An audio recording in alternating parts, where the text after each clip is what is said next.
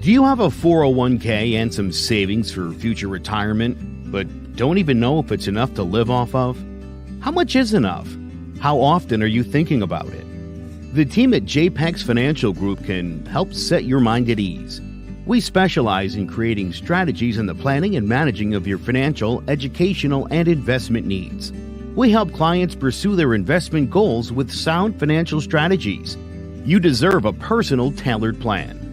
Lasting, meaningful, and open relationships are the foundation of our practice. You've worked hard for your money and should feel confident in your investment choices as you make decisions for your financial future. Your goals are our goals. We are dedicated to your needs and hopes for your future. Visit our website and give us a call at 860-430-5397. Securities offered through Raymond James Financial Services, Inc., member FINRA, SIPC. Investment advisory services offered through Raymond James Financial Services Advisors, Inc. JPEX Financial Group, LLC is not a registered broker-dealer and is independent of Raymond James Financial Services. JPEX Financial Group is located at 78 Eastern Boulevard, Glastonbury, Connecticut.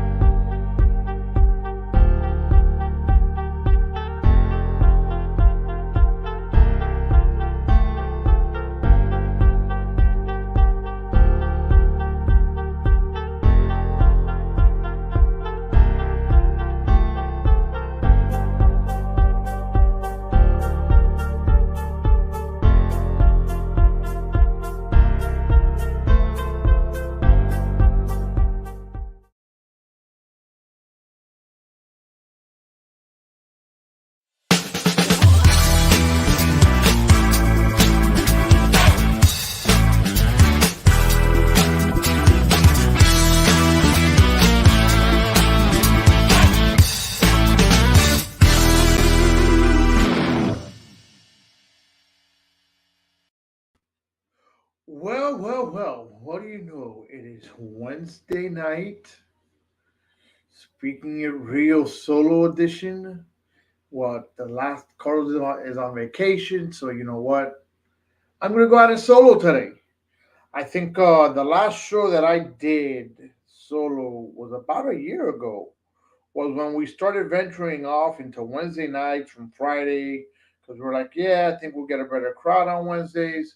And you know what? Well, here I am. I'm by myself today. Hopefully, I you enjoy what I talk about. You engage in what I'm talking about.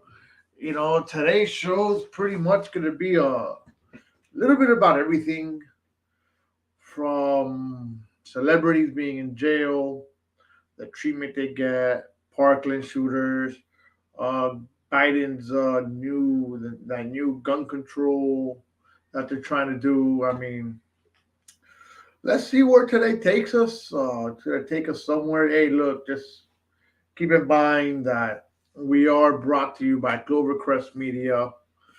You want to start your own podcast? Go ahead. Come give us a call, give us an email, drop us a line, however you want to do it. Joe will take care of you. It's not difficult. It's good to do. It's fun for the mind. Gets you going. Well, so let's jump into this.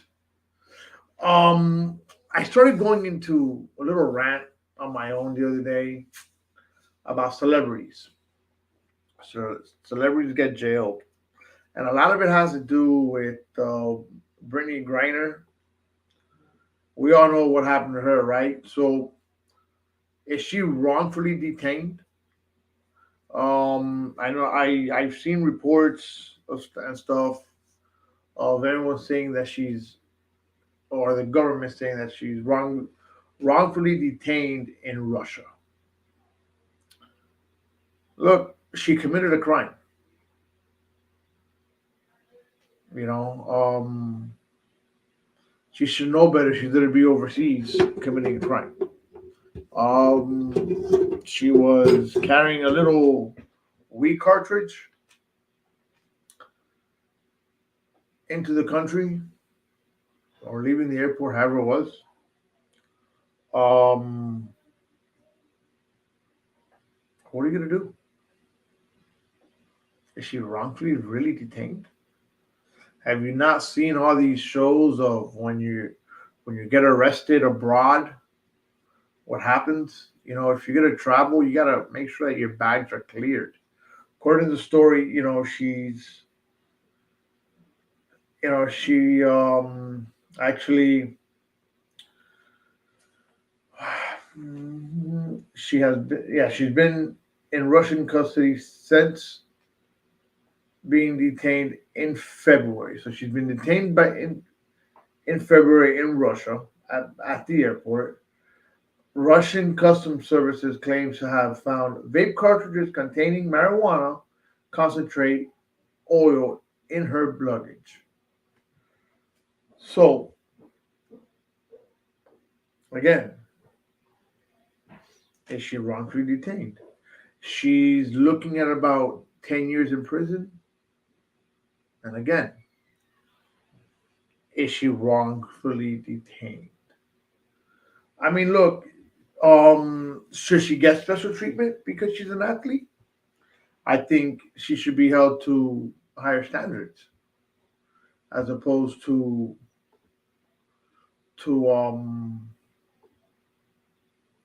getting off lenient. I don't think that we need to do a prisoner exchange. I think she needs to pay the time for the crime she committed. Now, the biggest issue I have here is that the WNBA, they had numbers on their jerseys throughout the season. They had her number for what? She committed a crime. So again, why are you celebrating her? Should she really be so and she was honored in the All-Star game. Why? Again, she committed a crime. Now she becomes a felon. Why are we honoring people that are committing crimes? Why? Because she's famous? Let me see. Now she has to pay for it. Look at Paul McCartney. I actually don't have much on Paul McCartney. I lost my story on him. But he was caught in Japan back in the day. You know, I believe he served 29 days in jail, and he was let go. Let that be me, you, someone else. Let's see what we get. I guarantee you that our time will be more than than Paul McCartney. Look, another one, Justin Bieber. We're gonna go down the list here. Justin Bieber back in 2014, he got caught racing down. I think he was in a Lamborghini or something like that. He got caught racing. He ended up with a DUI.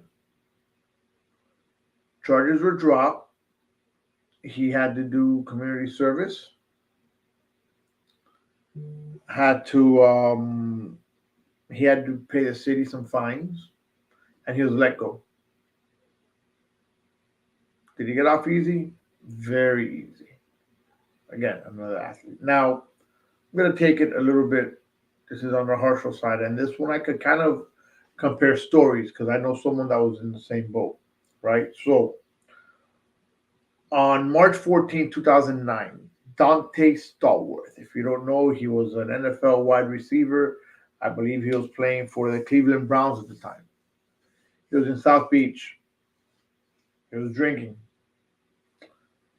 He killed a 59-year-old construction worker, Mario Reyes, while driving drunk.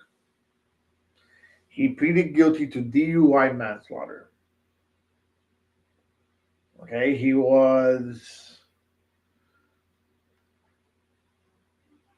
I believe he served a year in jail. No, I'm sorry, he served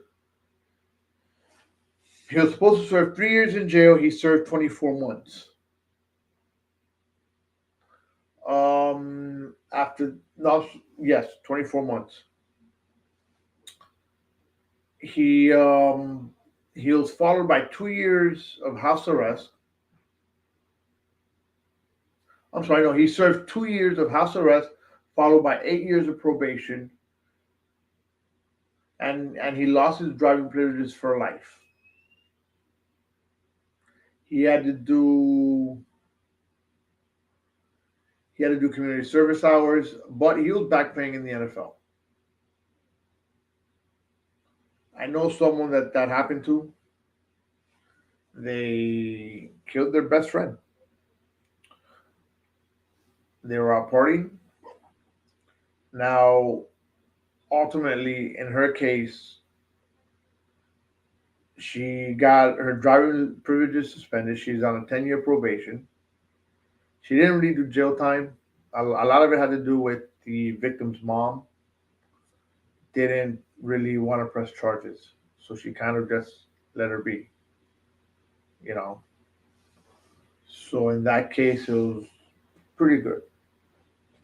Um, so that one plays into, hey, we're okay.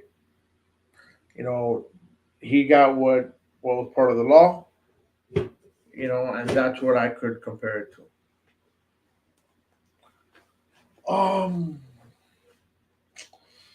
I didn't want to talk about this guy much, and I refuse to mention his name.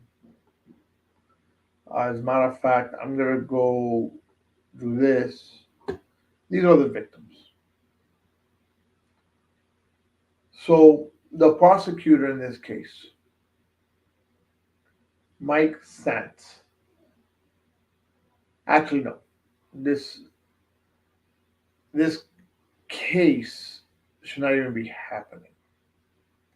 I'm still trying to figure out why this guy should be dead already. All right, but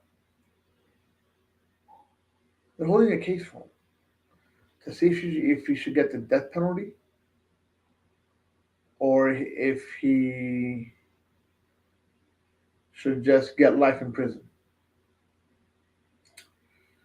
I don't even know why they're wasting time and money. The way I see it is if you plead guilty to a crime, why must there be a trial? Whether you're going to get the death penalty, I, right, or spend your life in prison. Why? You you you murdered 14 people or 17 people, I'm sorry. Why are you going to have to stand trial? You're wasting time for the jurors. You're making the family hurt more. I've been actually watching this trial from the start of it, and I would tell you like this: I don't like it. The prosecutor is going witness by witness, person by person. I mean, the just alone the opening statement of this guy was super super crazy. So Elizabeth, let's see, Elizabeth, because this is America, and one of the rights is a trial with jury of your peers. Yeah, that's if you were found guilty or not guilty. In this case, he's already guilty. Why should his peers decide? Did his peers also decide that he was going to go commit these murders? Did his peers decide or tell him, "Hey, go to Margie Stoneman Douglas and kill your peers"? I don't think so. So why should he get the same? Why should he get the same Why should he have a jury trial to see if he's going to spend life in jail or get the death penalty? No, I say let the family of these victims decide his fate. Let the family decide it. Why not? You know, he didn't seem to care when he was doing it, so why should we decide? Let his victim's family decide. So, anyways, going on to this prosecutor, um, the opening statements by the state were super intense, where they described the shooter's steps, you know, how his day started, to how he got into the school, to how he started shooting his victims. It's very, very detailed. The defense team did not have an opening statement. Um, I think the guy really needs to die. I don't think he should be alive. It just goes. The story goes and how the shooter went to each classroom, started shooting. He'll come back and he'll double pop his victims. So again, I ask, why should his peers decide? Let his victim's family decide who's gonna, who's gonna do what, and because I don't think it's right at all,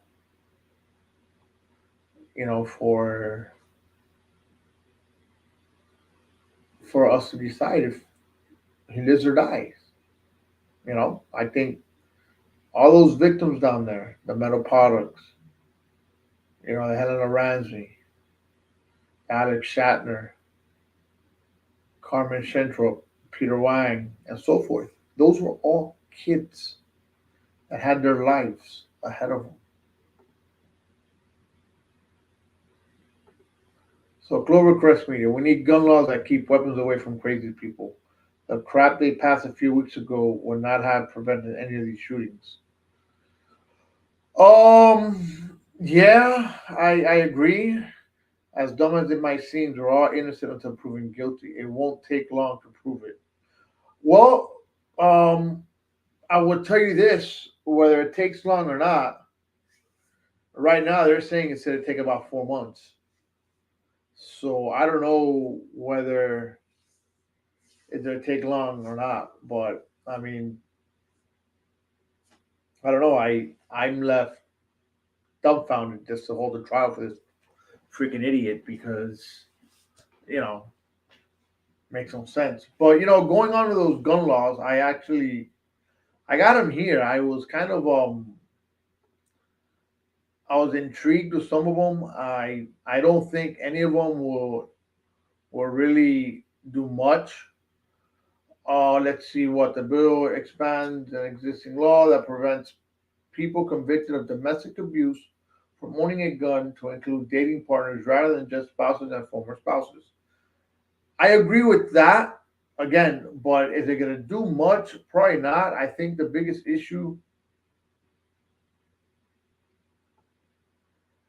yeah, I try to take the emotions out of it, but it's rough. It's rough. So what do we got here? We got if you're convicted of a domestic abuse of any kind, you're not going to be able to own a gun. Um, is that going to stop any of these school shootings? Probably not. Why? Because most of these people that are doing school shootings are super young. The gun laws have to go up. The age has to go up. That's for sure. There's also incentives for states to pass the so-called red flag laws that allow groups to petition courts to remove weapons from people deemed a threat to themselves or to others.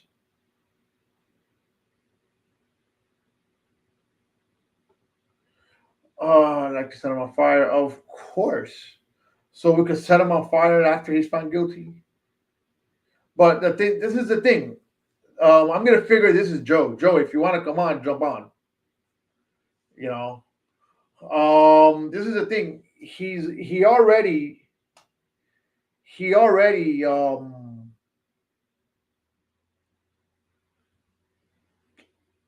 pleaded guilty.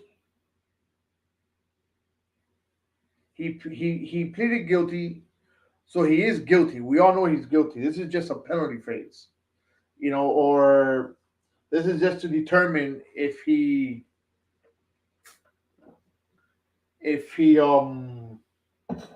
is gonna get the death penalty or not,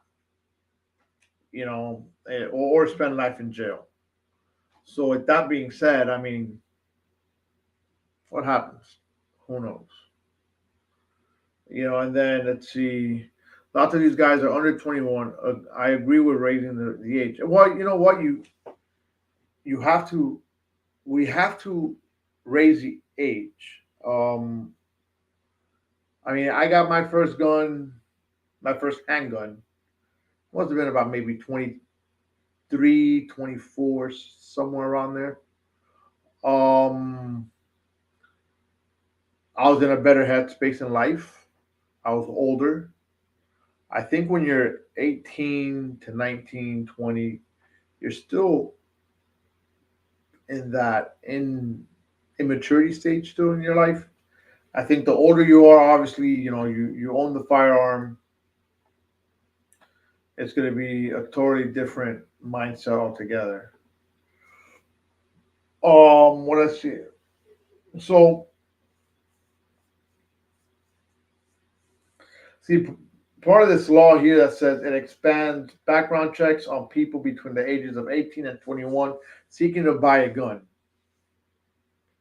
If I'm not mistaken, you have to be you have to go through a background check regardless. Let's see. The counter argument is if you're old enough to carry at 18 in the military, but yeah, you're absolutely right. I mean, but oh, really? I thought that you had to do a background check in every state. I didn't think that, you know, that's odd. But yeah, going back to your previous comment, the counter argument is if you're old enough to carry at 18 in the military, but that's your rare breed. Well, when you're in the military, you carry when you're going to go to war. You learn how to use them. You can't necessarily carry on base unless things have changed now and you're able to. So Indiana has no gun laws. Wow, that's kind of scary. So you could pretty much just buy a gun there without a problem. I do know that in Georgia has gun laws because I was actually in Georgia a couple of weeks ago, and I went into the store and they were fully loaded. I was like, "Oh my goodness, I think I want to buy." My dad that lives up there, that's where all the guns in Chicago come from. Those are interesting facts. I would not have known that at all for the life of me. So Elizabeth is, let's see, what are the states for gun violence issues? What are the stats for gun violence issues in Indiana? Well, I would tell you the. Oh, we have a counter argument here. Let's see what the gun stats are in Indiana. Like, what are you looking at? Gun violence? Right. I figured that you can't buy it in Chicago, so you go to Indiana to buy them. Let's do this. Gun stats in Indiana. Suicide is sky high. That's pretty shitty. Death. Well, you know what? Let's do this. Gun death by state. So let's see how my computer decides to act. Well, I would tell you that states with the five highest overall gun rates: Mississippi, Wyoming, Louisiana, Alaska, Missouri, and Alabama are in the top five.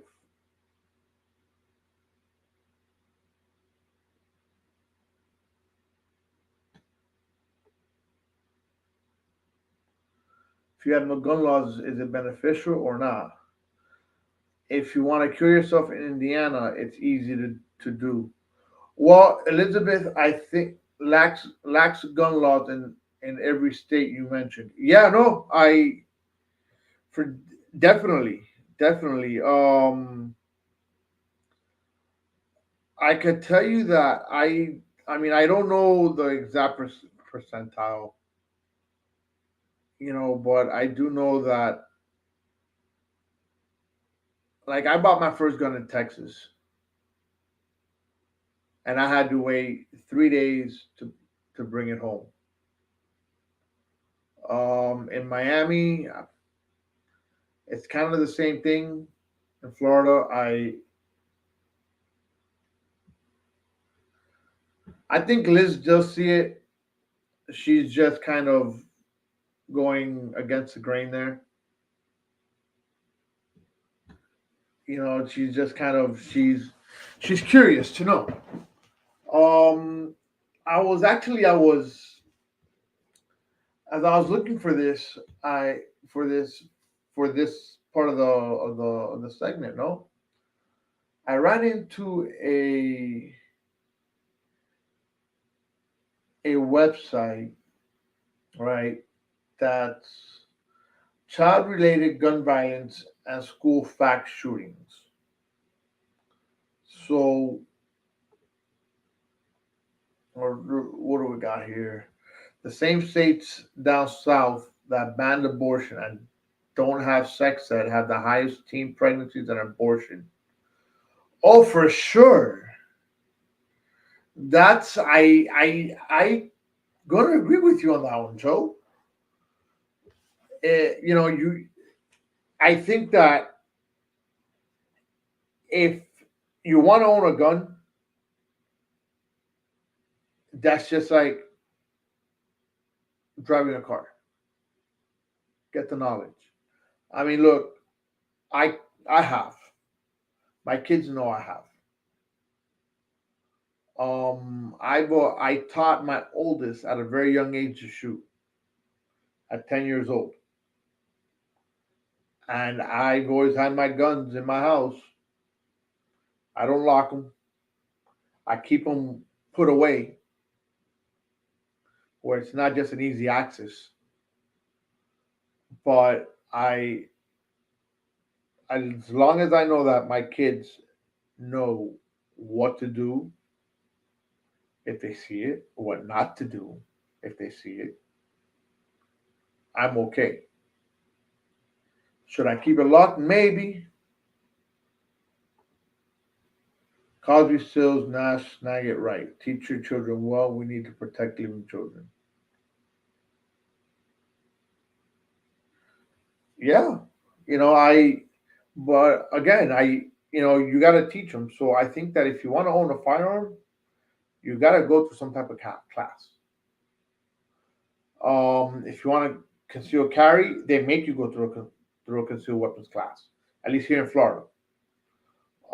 I don't have to go through it. I just show proof of my military discharge papers. I say, hey, I know how to handle firearms. So I don't have to go through a concealed weapons class. Now, what if I'm going to get my concealed weapons permit again?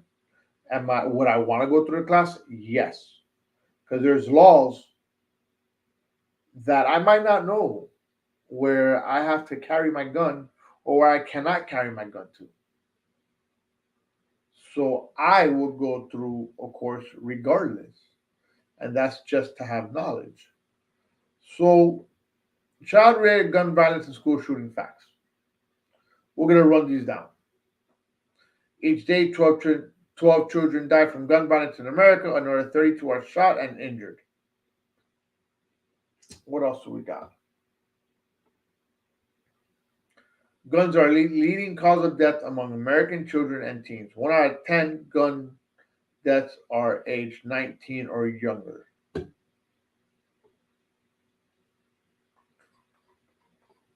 All right, so let's see. People have argued that soft locations like schools are less safe because you can't carry in campus. The same clowns that think the best way to stop a bad guy with a gun is a good guy with a gun. Like we're living in the old west. We should be ashamed of ourselves. Okay, so um, soft locations are less safe because you can't carry in campus. I think they are less safe because you can't.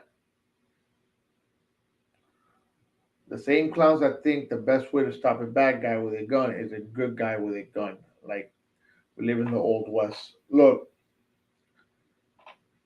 I think that let's see. I'm gonna answer you now there because I don't want to be a clown. We should be ashamed of ourselves. We should be ashamed of ourselves. Gun people are more worried about unborn babies than the ones in school. Yeah, they are. But now, going back to your comment here, how could we make schools safe? I agree. Arming teachers is not the idea. Okay? You cannot arm teachers.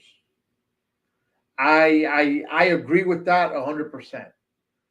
But how can we make schools safe? Point of entry. Okay, seal off the rest of the school where you cannot get in from any other part of the school. Yes, are there going to be kids that are going to open a door? Yes. The likelihood of someone opening the door and then somebody coming in behind that nobody knows of, can it happen? Yes. Will it happen? Hopefully not. But it's one of those where you seal the entranceways. Only use them as exits.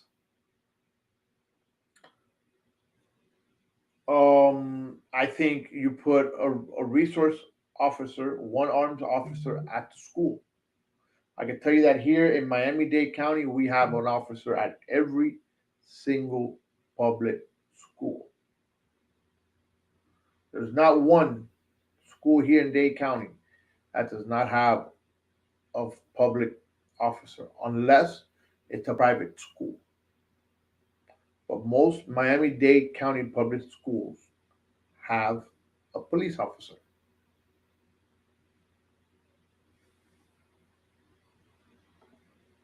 Yes, should be a real cop at every school. I completely. That's exactly what I was just saying. If you do that, again, we're gonna eliminate a lot of the. I think even private and religious schools should have cops. I think that's one of the places. Yes, there are kids too at religious schools. Even though they believe there's a dude with the long hair that's gonna come back again or whatnot or the other. You know, that's a whole other show though. So we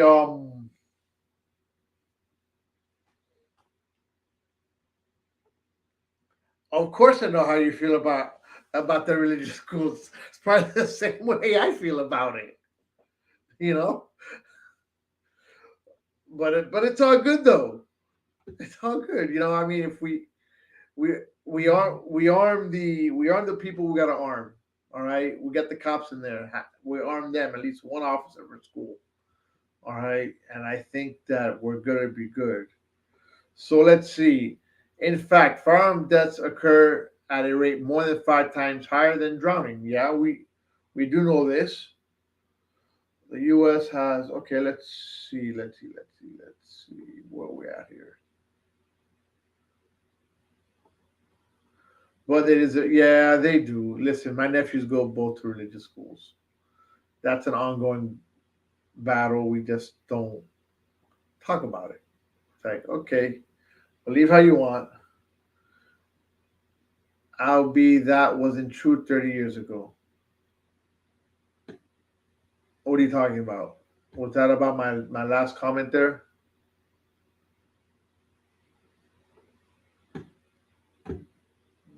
Let's see, where are we at here? So, oh, about this fact, huh? The firearm deaths occur at a rate more than 5 times. Yeah, it wasn't like that 30 years ago for sure. The U.S. has had 2,032 school shootings since 1970, and the numbers are increasing. Alarming 948 school shootings have taken place since the tragedy at Sandy Hook Elementary School in December of the date that it was. I think it was some time close to Christmas. Uh-oh. Wait, something happened. My computer's acting up again. That's not good. So I really need to get a new computer. Just thought I'd tell you all that. If I lose you all, I'll be back. So let's see. It's doubled in 10 years. Let's see. Where were we? I'll be back in good old days. More people. It'll be back in the good old days. More people died of drowning. It's doubled in 10 years. The gun violence, yes, it has. So let's see. So obviously, school shootings have returned to pre-COVID levels, and by some accounts, have even increased. However, the U.S. Department of Homeland Security researchers show that if we know the signs of gun violence, we can prevent it. Okay, so the question is this: if we know the signs and we can prevent it, right? Now we have to figure out a way to find the signs, right? How we're gonna, who's gonna go ahead and say that, you know, Joe from Global Crest Media cannot hold a gun? Who's gonna say that? How is that gonna happen? Who's to say that I can't have a gun? Get on, you know. So let's see. What's up, Joe? What's going on, dude? How you doing? I'm doing all right, dude. I was hanging out. Just finished up some work. I was enjoying a little dinner. Saw the show came on. I saw there was no Carlos. You No, no, said come no. on, and I thought, you know what? Let me do it. Let me hop on here real quick. I love what you're saying, and I find I'm agreeing with a lot of the things that you're saying. And I don't mean to pick on anybody. No, I know I don't that. mean to pick on Liz, but it's funny, Frank. I don't think I've talked to you in a couple of weeks, but I've been doing some fill-in work on a conservative radio station in Connecticut, Mm-hmm. and my mom, for one, who's very conservative, has asked me a couple of questions, like why would they have lied to us about COVID? And I said, I don't know. I don't know why they did. It made no sense. And now we all just sort of pretend that there wasn't a whole side that was like, it's not real. It's a fake virus. The Democrats are trying to control you. Yeah, no, Liz, I'm sorry. Again, like I said, I wasn't like trying to come at you, but my mom said to me this. She said, I have a hard time now knowing the difference between real news and fake news. And when I said, Mom, listen, if you read something and it's completely outrageous, and you want to set the first liberal you see on fire. You're so pissed about it. You're being messed with. Matt Walsh, a famous conservative, just came out with some documentary again that, like the liberals are out to destroy America, and people are eating it up because they want it to be true. So again, when I say, why should states have gun laws? Well, the ones that don't have the highest gun rates. It's funny you didn't mention the state of Illinois, despite all the shootings in Chicago, as one of the top 5 states.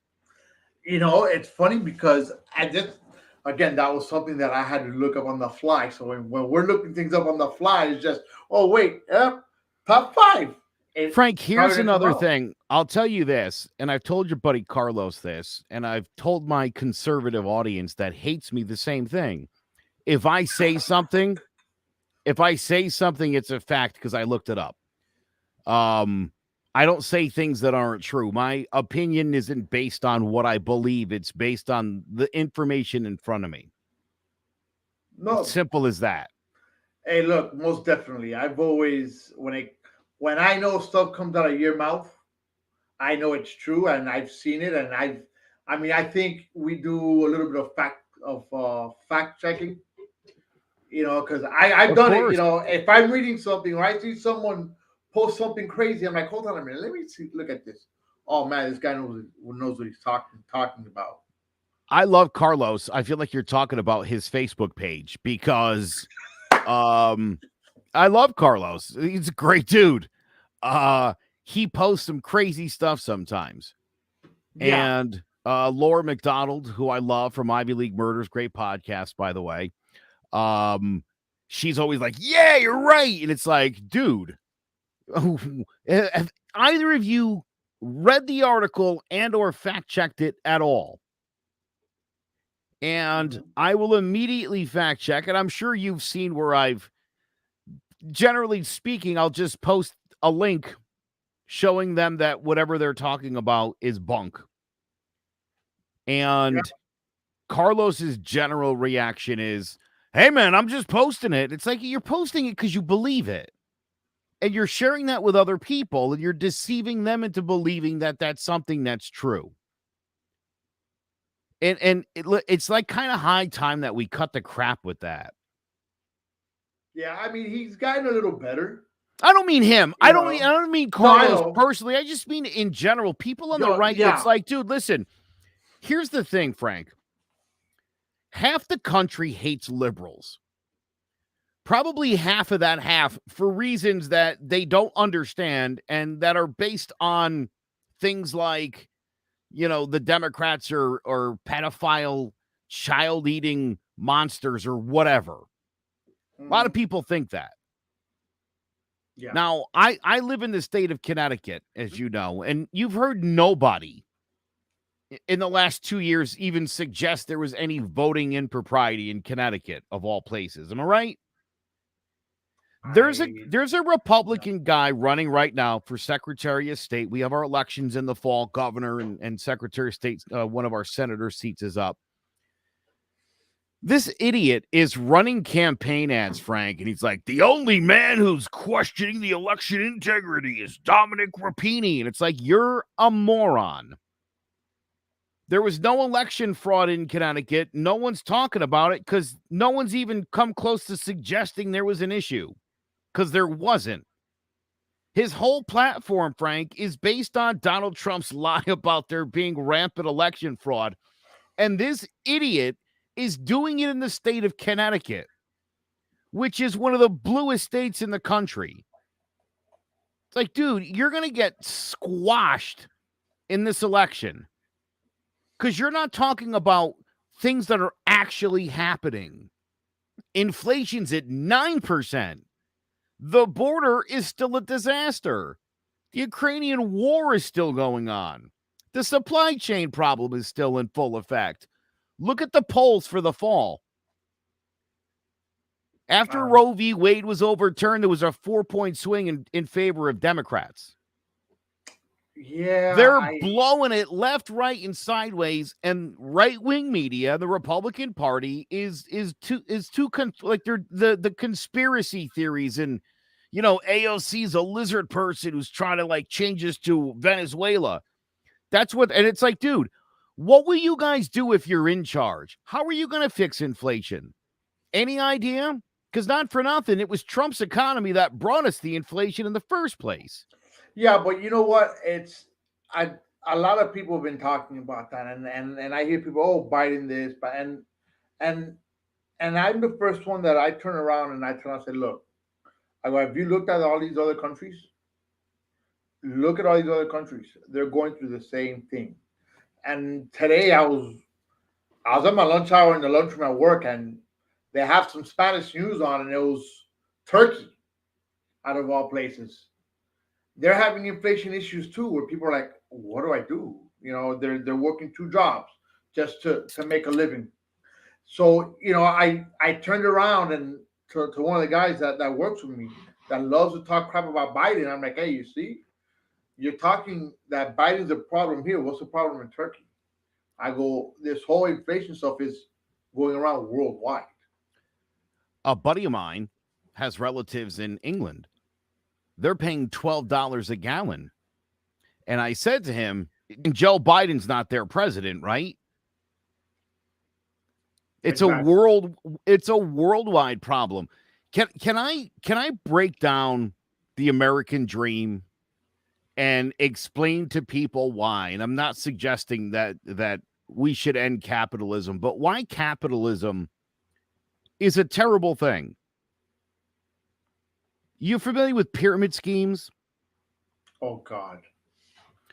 In a Amway. pyramid scheme, guy at the top, guy at the top makes all the money. Right. And the underlings, they do pretty well too. The idiots at the bottom, okay? And you mentioned Amway. You're the idiot taking in all the product and you can't move it. Everybody's making money off of it, and you get left holding the bag. That's how capitalism works. Allow me to explain. Donald Trump is 100% responsible for the inflation that we're having right now. Reason being, we had one of the greatest economies in history under Donald Trump. Yeah, it's true. That's Mhm. a factual piece of information. I hate the guy. I think he's a terrible human being. Greatest economy of all time. Undisputed. Here's the thing, Frank. I know you worked straight through the pandemic. Right. A lot of people didn't. You didn't need to, between unemployment and the stimulus checks. Hmm. Everybody had money. And if you didn't have money, you were out there working. You're still getting money from the government. Everybody had cash. Everybody went out and bought stuff. Look at houses. The housing market's insane. Still insane. I just saw a house here in Connecticut, 50,000 over asking. Still going on. Okay? The economy's hot, but interest rates are 6.8%. No, 5.8. I'm sorry, not 6.8. That would be terrible. Right now, 5.8%. You know who they're squeezing out of the housing market? Poor people. Yeah. Poor people who in the last couple of years could purchase homes and were competing with other people, regular middle-class people, for the same middle-class homes. That drove the prices through the roof. Now, compound this with a supply chain problem, which began under Donald Trump because of COVID. Not his fault, but a problem that's persisted and one that Joe Biden's done nothing about. It's still a huge problem, and we're still looking at 6 to 12 months before they alleviate a lot of that. The reason they raised interest rates, Frank, and the Fed chairman explained this as delicately as possible. But again, understand how capitalism works. It's a pyramid scheme. The people at the bottom need to be struggling for capitalism to be thriving. When poor people can't afford homes and cars and any sort of luxury, the price of luxury items drops. Eventually, they'll be able to afford it, but the price drops because they won't be able to afford it. They won't buy it. So literally right now, our Fed, the Fed chairman is waiting for poor people over the next 3 to 6 months to have to buckle down and struggle through the rest of this summer and the winter. And they're hoping by the beginning of 2023, that'll help the economy. It'll force companies that are making right now record profits all across the board, especially in oil, all across the board, record profits these companies are making. It's not until the working class of America is struggling, that's when you'll see prices drop and you'll see inflation get down to a reasonable amount. Isn't that insane? Yeah. That's how this all works. But I'm going to tell you this, and I mean, maybe my industry, I'm in logistics. Um, I want to say from about a year ago to now, salaries in my industry, boom. And I'm talking about from, let's say if you're making 40 to 45,000 a year, which is standard desk level, non-managerial, non-supervisor, with standard pay was 45 to 50 tops. Now you're looking at 65, 70. It's crazy how that happened. And it happened just like that. So. Can I tell you the story about how minimum wage actually helps salaries go up? Go for it. I'm sure over the last few years, you've heard people say, gee, I'll quit my job and go flip burgers at McDonald's for $15 an hour. Of course. Right? I mean, yeah, listen, if you're making $15 an hour as an EMT, saving lives, quit that job. Go flip burgers at McDonald's for 15. Why wouldn't you? That's just a good financial move. Mm-hmm. Now, what happens when all these people flee the paramedic industry? They're not going to be able to offer $15 an hour to replace those people because they couldn't keep them at 15. They're going to have to bump it to 18 to 20. What happens when the nurses at the ER who are making $18 to $20 an hour find out the EMTs are making 18 to 20 hours? I'll just be a paramedic then. Next thing you know, nurses are making $25 an hour. That's how minimum wages actually affect things. Okay? Here's the thing, the argument about, well, a Big Mac's going to cost, $10. Would you pay $10 for a Big Mac? I'd go to Five Guys or a nice place and spend $10 and get an actual burger, not that grade D meat trash they're serving. I buy McDonald's because it's cheap. But it's not that cheap anymore. It's not. Definitely the price is going up, but that's also inflation. It's not, has nothing to do with minimum wage. No, definitely.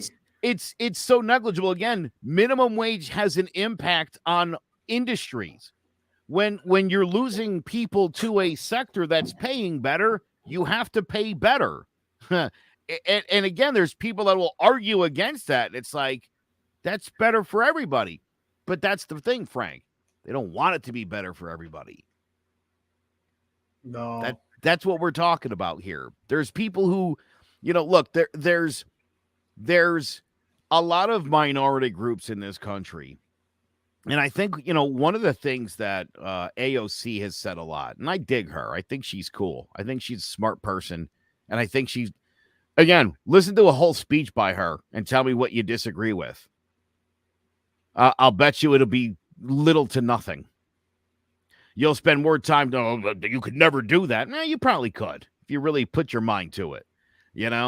We have money to subsidize ExxonMobil, a company that makes $90 billion in profit a month. I think we could swing anything, Frank, that we want to in this country. I think so too. It's that want part. We could afford to put a cop at every school in this country. It's expensive. But why not? It saves lives. It's expensive. Who's going to pay for it? It always comes down to dollars and cents, Frank. And the bottom line is I want to protect my kid. Yeah. Your kid, I mean, if we can afford it, but if we can't, what are you going to do? Move. That's Yeah, the dickhead argument in America these days. It's like, you don't like it, move. And it's like, no. Why don't we do something everybody likes? Why don't we find common sense? We can find common ground on every single issue. Nobody wants kids to get shot in schools anymore. Like 2,200 school shootings. Let's cut that nonsense out already. It's out of control. We don't have to ban guns, but we got to dial this back a little bit, okay? So the gun, you're going to have to give it up a little bit. You have to give something up. Everybody does. Everybody makes a sacrifice. That's how this works. Look, I think that if you regulate it enough, it's, it's like I said earlier, as opposed to, being able to own a gun at 18, 21, make it a little higher. Make it a little higher. Dude, not for nothing. When you get older, they make you take tests to keep a driver's license. Yeah. I don't think there's any reason, any reasonable, sane gun owner wouldn't have an issue with every other year or two doing a mental evaluation. Just make sure everything's cool. You're still doing all right and that you should be packing all those guns. I don't agree with indefinite possession of anybody's weapons. I agree with the red flag laws. If you're involved in a domestic violence incident and you have guns, sorry to say, we're taking your guns for like 30 days or until your arraignment or whatever. That's a volatile situation right there. Of course. And Frank, here's the thing, not the politicians, not the NRA. Most gun owners I know are like, yeah, I have no problem with that as long as I know I'm getting my guns back. Because they know that they're not the kind of person, right? So it's as long as you're not just taking the guns and once and you get your guns back, I'm fine with that. Mm-hmm. But right, if we know some kid's been writing a manifesto online, you should be able to go get his guns. Where's Facebook jail at that point? Yeah. There's things that we can do. Listen, I'm a big supporter of the Second Amendment. Okay. Mm-hmm. I'm a big supporter of every amendment. I'm a big supporter of all the rights that we enjoy in this country and all the rights that we fought for in this country and we continue to fight for. And I would warn anybody, especially the clowns on the right now that are excited about seeing Roe v. Wade overturned. They watch you get just roll over as they take other people's rights away. How long do you think it's going to be until they start taking some of yours away? You, the obedient servant who just kept rolling over. You don't think it's coming? You don't think they would do that? They didn't think they'd overturn Roe v. Wade. It's going to come. Settled law. Everybody said it until they didn't. Don't roll over. Don't give up any rights. I'll fight for the gun rights like I'll fight for the abortion rights. Like I'll fight for the right of people to watch child porn. Whatever, dude. The government doesn't have the right to tell you what to do. They don't. Under any circumstance. I'll tell you, I had a buddy of mine that. Probably not the child porn thing. I might have taken that a step too far if I was saying it. But you understand what I mean. Most things. Of course. I mean, look, I had a buddy of mine that he started, oh yeah, it's great, take abortion off, no abortion for nobody. And I turned around and I looked at him. I go, you have a daughter, right? He goes, yeah. I said, all right, so hope this wouldn't happen, but what happens if your daughter gets raped? And she gets pregnant. She's going to have the baby, huh? How do you feel about your daughter having a rapist baby? And knowing the fact that You're not. She doesn't want to put it up for adoption. So now she's gonna keep it. How are you gonna feel raising a rapist child? Yeah, Frank, I've played that game with people, and I take it a step further, and I say, imagine tonight your wife gets raped in the middle of the night. You're gonna raise the rapist baby, and by the way that law would work out would you'd probably, if he wanted, have to take your rapist baby to visit his daddy in jail. You like that law? You feel good about that? Come on. Lindsey Graham, by the way. Lindsey Graham has suggested that they could codify the law. One of the most conservative guys in the country at 15 weeks, he's saying, which I think I would be fine with that. I think 18 is more reasonable just because, you miss the first 3 weeks because you got to miss your period. The Right. cycle, Frank. So you're always 3 weeks further along, technically speaking, because it goes by your last period. Right. I think 18 is reasonable. Maybe 20 is too much. 95% of the abortions were happening before week 20 anyway. I mean, if you made it 15 or 18, as long as there's access in every state so people can make arrangements and get it done. Look, Frank, I'm fine with, and the original law said you could regulate the second and third trimesters. The conservative argument, which is a complete and absolute lie, and I've been calling these people out on this nonsense, is that in some states, you can have an abortion 48 hours after birth. And I'm like, nope, that's called murder. You want to know where that stems from? There was some sort of bill that was written, and it was poorly misinterpreted by some people to suggest you could legally blah, blah, blah, blah, blah, blah, this hoop, that hoop, you'd be able to have an abortion like 48 hours. And it's like, nobody said that.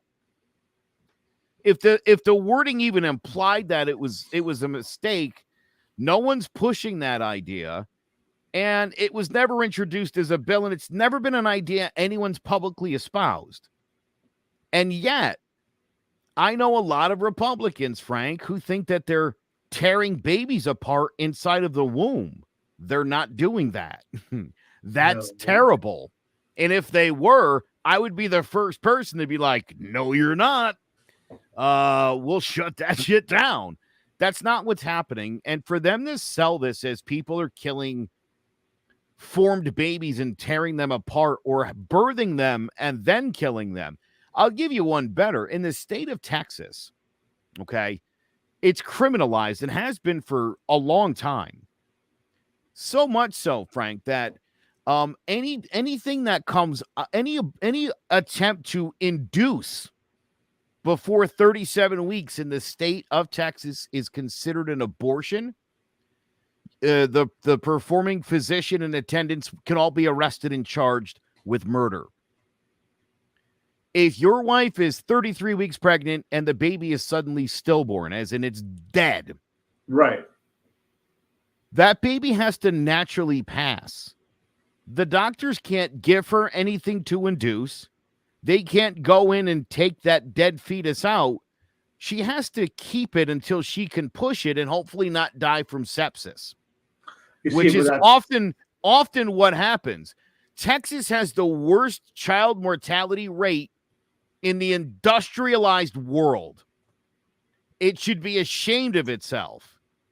And again, people that are buying into this ridiculous propaganda, most of these pregnancies happen, there's just a cluster of cells forming. There's nothing going on in there. It doesn't feel pain. They're not vacuuming all these things up. They're not chopping them up. Usually it's a pill, which basically just forces the fetus from the uterus. And once it's outside the uterus, it's going to die. Here's the other thing, Frank. People forget about this. Not every pregnancy makes it all the way to term. A lot of them do end naturally, sometimes in the second and third trimester. It's heart-wrenching. There were 6,000 abortions last year in the third trimester. None of those included a mother who wasn't going to die if she gave birth to the baby. It's simply not the way they're selling it. It's intellectually it's straight up lying is really what it is. And for what? And they've got Americans like Carlos that are like, yeah, take the rights away. And it's like, dude, what are you doing? What are you doing? Wrong. Wrong. You see Lauren Boebert, that lunatic? She said she's tired of that separation of church and state junk. She thinks that the church should be leading the state, she said. That's the people you want in government? Probably Nah. not. Probably No. I would choose not to have the church leading the state because that just I think don't would know be who good. made this comment, but it's clearly done by a dumb person. Facts. These are facts. I'm not giving my opinion. I'm not interpreting it. I'm telling you how it works. Facts are facts.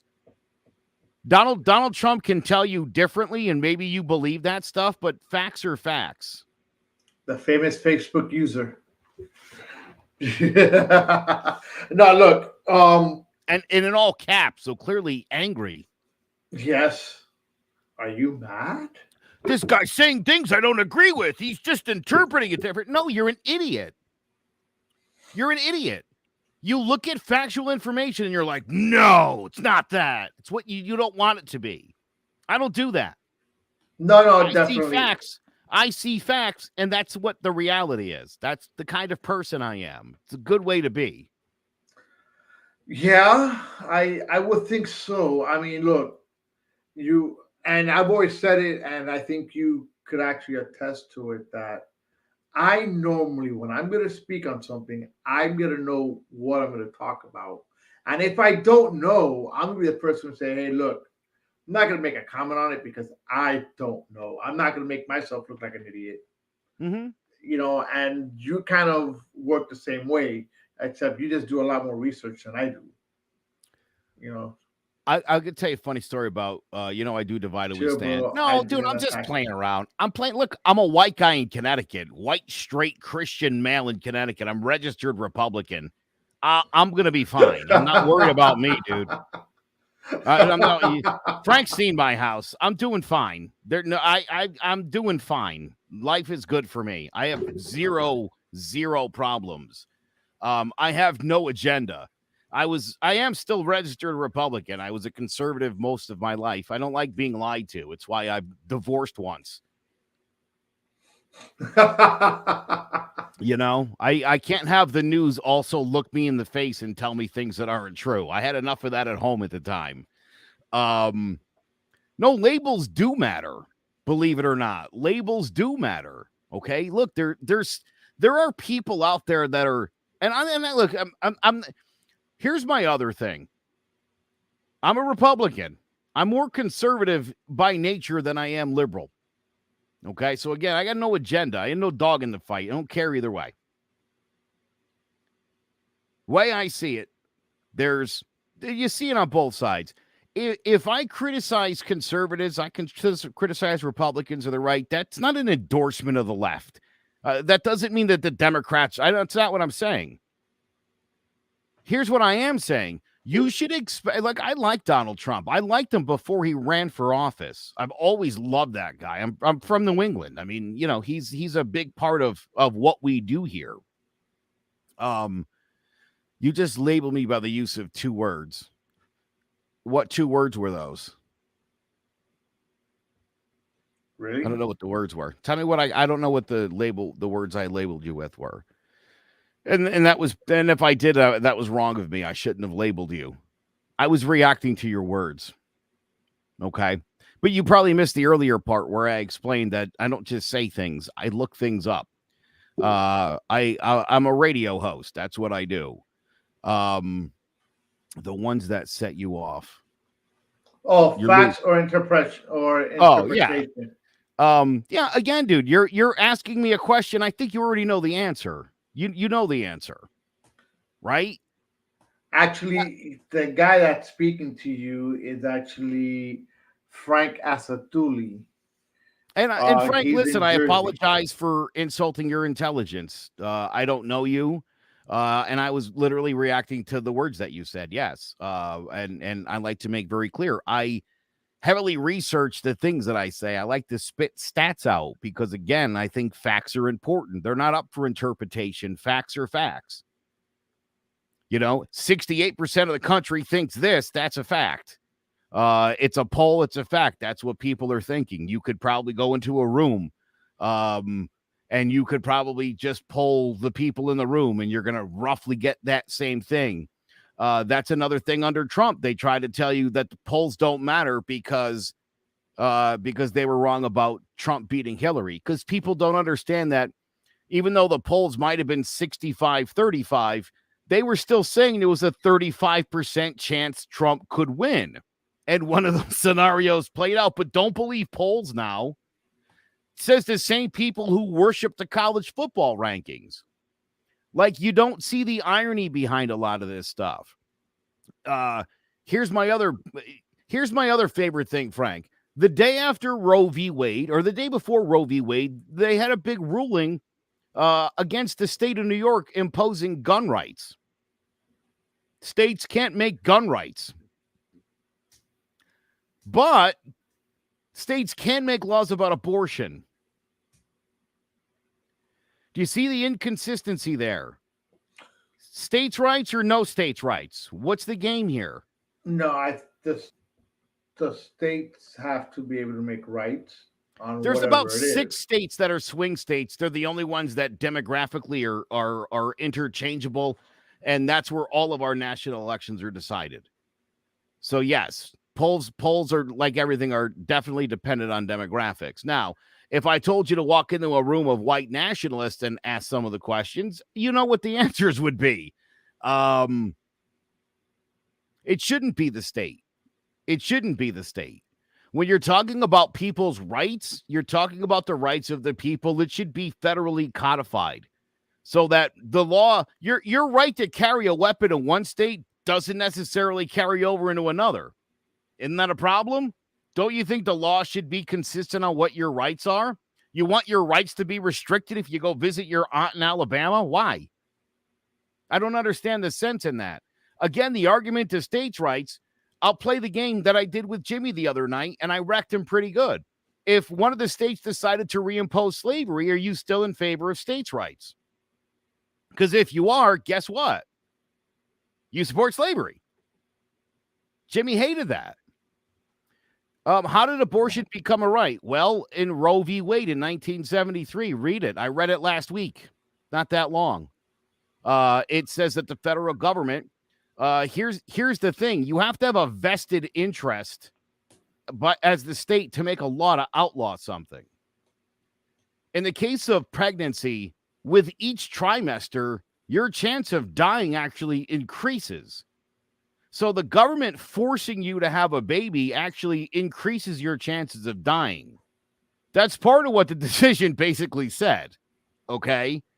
Under the 14th Amendment, you have the right to liberty and due process. Okay. And under that, they have established a privacy clause that you have the right to do what you want in the privacy of your own life and home, that you can live your life the way you want. That's how that was interpreted. It needed to be interpreted because the Constitution is incredibly vague. Vague laws get overturned based on their vagueness. A law has to be specific, and a law can't target one particular group. That's how it all works. Yes, language is important, but language also needs to be consistent. Again, when it comes to guns, states can't make their own laws. When it comes to pregnancy, they can make their own laws. Inconsistent logic. I don't like it. It's one way or the other. If New York can't ban concealed weapons in public, then you can't ban abortions. Well, you know what? I think you should be able to do both. I tend to agree with you with the gun aspect of it, and also the abortion of it, because like when I travel, and my last trip was to Georgia. Georgia's gun laws are more or less like Miami. They're pretty the same, much the same. But if I travel to New York, And when I travel, I take my gun with me. That's where the problem comes. Yeah.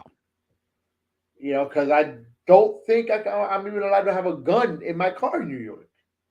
Right. So doesn't it make sense that the laws would be the same in every single state so that when you get to a state, you don't have to worry about what your particular rights are? And again, this impacts guns like it impacts gay people, like it impacts all sort. Again, to have some of these things codified into federal law, it's a good thing.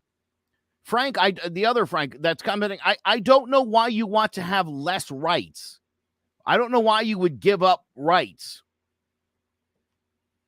And to me, that's what this all comes down to. I don't care. I'm not an abortion fan. I don't really care for abortions. I like guns way more than abortions, Frank, you know? Oh, for sure. Same here. I no thank you. I'll pass. But at the same You know. time, I don't want the government to tell me how big my big gulp can be. None of your goddamn business. You want to ban 64-ounce cups? I'll buy two 32-ounce cups. That's fine. I'm still going to do what I got to do. Don't make me skirt the law. Marijuana is legal in Connecticut, Frank. I've been an outlaw in this state for like 20 years. We just kept on smoking until they were like, fine, just do it then. We want to have the rights. We don't want to have them taken away. I really don't understand that logic by an American who loves freedom. So, I don't know. I may be going back to my original thought. I don't know, Frank. Not impressing me, buddy. I don't even know what to tell you on that note. Am I wrong, Frank? Am I wrong about this? I don't think you're wrong. I, there was times where I don't agree with you on things, and this is one where you're actually you're making a lot of sense, and because the laws have to be the same as far as for major for major things, and right now the major things are guns and abortions. They have to be the same across the board. I don't agree with the states having complete control, because it's just gonna make things a little bit different, you know. Joe is great. I agree with everything he said. Thank you, Clovercrest Media. Whoever is commenting, I appreciate that. I really do. I try. I try. I appreciate it. If you want an autograph or some swag, hit me up. Appreciate the compliment. Oh man, but I mean, look. I think I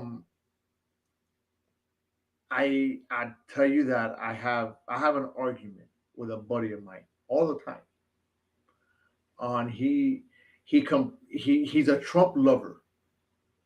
Okay, Trump lover to the max. He's a Those people scare me. By the way, oh no, definitely it's an unhealthy obsession.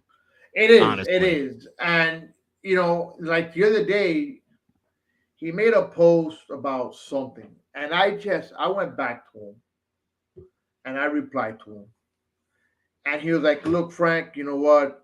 I've known you for years. We're friends. You were my boss, but please, I don't want to argue with you."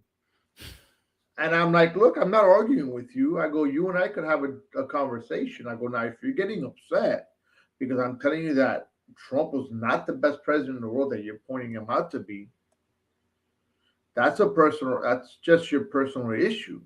I go, "I'm not mad at you at all." I go, "As a matter of fact, express your opinions. I don't mind. But when you express your opinions in public like this, just note that I'm always going to come around behind you and I'm going to put a comment. If you're right, I'm going to tell you, hey, you know what? You're right." I will, because you're pointing me out to be a Biden lover. I'm not a Biden lover. I'm not a Trump lover, but I'm not a Biden lover either. I voted for Biden to get Trump out of office. same. So at the end, you need to look at what's right and what's wrong. and you're looking at things just with tunnel vision. You're not looking at the big picture. And he's like, "Well, I'm not going to argue with you no more." I'm like, "Okay, but we're not arguing. I'm not mad." Well, you know So what it is? You know what it is, Frank?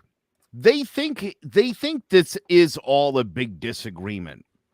And I find with a lot of my conservative friends, before they even know what is happening, they just immediately assume that whatever I say and think that they're going to be on the opposite side of it. And I mhm. think that's sad. Who still supports him? I don't know what that means. I don't know. He said not about Trump. You still support him. Neither one of us supports Trump, and you did. You voted for him the first time, yeah, Yeah, yeah. The first time I did vote for him. The first yeah, time I did vote for Trump. right, dude. I mean, listen, I voted for him in the Connecticut primary.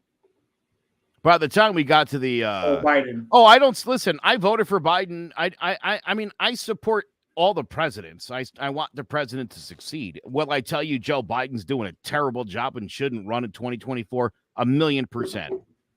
Mhm. He's been bad. Here's the other thing though, and I think this is dangerous. I don't buy into the cognitive disability stuff, and I know Carlos is big on that. And that's been a really hard sell by right-wing media that this guy's not all there. Meanwhile, you got Trump like literally crapping in his pants. Um, Again, we got to maybe stop obsessing with men over 70. It's time to get some people in their 50s and 40s in there that The understand younger generation. technology. And, I mean, it really is. I don't hold any allegiance towards any politicians. The only person I've only ever owned one piece of political swag. I bought a John McCain hat in 2008 and love John McCain, greatest American of this generation. We need more John McCains in the world. Um, but anybody who's the president, Democrat or Republican, I'm going to tear you to shreds when you're doing a crappy job, and I'm going to praise you when you do a good job. I want the president of the United States to do well and to succeed so that the country does well and I do well. I didn't root against Donald Trump. I did point out all the terrible things he did. And Frank, you know better than anybody, whenever he did something good and something I liked, I led the show with it. Yeah. More of this, Mr. President. More of this. President of all the states, dude, not just the red ones. Get with it. Dude, see, here we go. So our buddy just commented McStain in reference to a man who served his country, unlike Donald Trump, and who was a prisoner of war. And despite the fact that General McCain, his father, was the head of the Pacific Commanding Fleet, he wouldn't accept early release from prison and stayed a POW for about 5 years, and then held elected office for many, many years. And Donald Trump told you he sucks and you believe it. That's on you, dude. That's on you. And that's unfortunate. You've been conned by the greatest con man in the history of America. Plain and simple. And I know that sucks. And maybe you need a therapist, dude, or somebody to talk this through. Okay? But you did. I'm sure you do your own research. Oh boy, which method of research do you use? Do you know there's 7? You don't, Frank. You don't know that at all. You don't do your own research. You don't. You hear stuff and you repeat it. That's not an opinion. That's what a parrot does. You're a bird. It's not your opinion. It's what they told you to think and you did it. Yeah, dude. You did. And you're like, the liberals are all brainwashed. That's what the conservatives are doing to you, and you're hook, line, and sinker. John McStain, good one. Give me a break. Come on, dude. It makes me feel bad that there's people like Frank, and I'm sure Frank's a great guy, and I'm sure Frank loves America. He's now convinced because a piece of shit like Donald Trump tarnished John McCain, a great American. Do your research for real, dude, and then come back and we'll talk about it.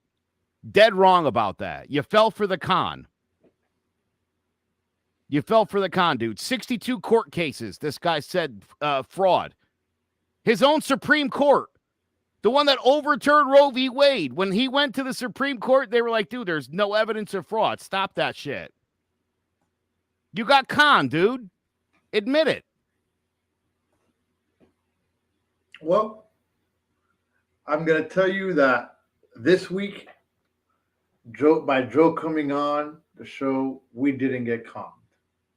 Joe came in, helped us out, gave us a good show. Let's see what I draw a lot of conclusions because I'm a smart person who can use deduction. Do you know what that is? Again, if you want to learn about research methods and how to actually research topics, I would be happy to show you that. I could tell you this, the Babylon Bee, it's a satire site, dude. Satire. It says it right on the top of the website. I like to point that out to Carlos from time to time. Yeah. Well, you know what? Carlos will be back hopefully next week. Can't wait. Joe, you know, I thank you for coming on the show this week. It was great. It's been a while. For those of you that do not know who this man on my right is, he's Joe Aguirre. He's a head guy in Clovercrest Media. I have my show because of Joe. You know, so like I said, and it's a pleasure to give you a show, by the way. I'm so glad that you're doing it. And I saw you on here tonight, and I was really enjoying your thing. And when you told me to come on, I thought, you know what? I'd love to. It's been a while since I'd been on. Yes. You know, listen, you and I, for people who live so far away, and for two people who've never met in person, despite all the shows we've done together, right? Yeah. You and I agree on so many things. So many things. And to think that we were living very separate lives, very far away from one another. You all the way down there in Miami, me up here in Hartford, Connecticut, you know? Yeah, dude, thank you. And I hope you'll tune in again. And I promise you, dude, nothing I'm telling you isn't true. I'm a registered Republican. I used to be a big Rush Limbaugh fan. I've been in media for 25 years, dude. There's a lot of people that are not being honest. Rachel Maddow's another one. Like I said, it happens on both sides, and I'm not saying it doesn't. Donald Trump's the biggest fraud in American history, and if you watch this January 6th thing, that's the last thing I'll say, Frank. The information that's come out of this investigation from his own people is devastating. It is devastating, and no American should stand for that. We deserve better than that. Even if you think there might have been fraud or you hate Joe Biden, we need to be able to transfer power in this country every 4 years when it's time to turn it over. We just have to. Otherwise, we're a banana republic like everyone else. Well, those were the final words by the man. My final words would be, guys, we'll see you next week. Have a good week. Speaking the real podcast. Vamos a mandarle ahí a Speaking of Real Podcast. Oye, ¿te enteraste del nuevo podcast? ¿Cuál es? De Speaking Real. Speaking is real, normal. Oye, mi inglés está malo, pero Speaking is real es lo mejor, mi hermano. Vengo descargando de antemano para que sepa. Si quieres un podcast bueno, mire Speaking, que se respeta. Para que lo sepas, están duros y le meten. Speaking real, pana, no hay billete, pero sí hay talento para demostrar. Y cuando estemos arriba, todito vamos a ayudar.